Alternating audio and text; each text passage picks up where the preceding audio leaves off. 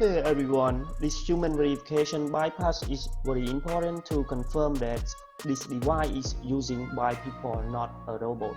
So first you start to download one more app to verify. Just after this download completes, please open it and sign up and run it around 30 seconds. Yes, and take note that this is my example step because all these free and different depend on your location.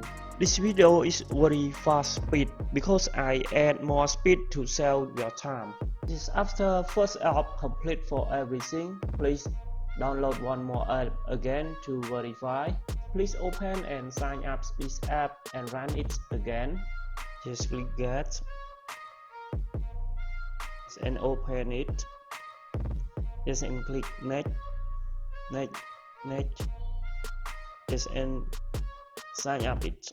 Yes, I do this tip to make sure that my verification is complete, done and success for this step. So after you finish, please restart the app and check your results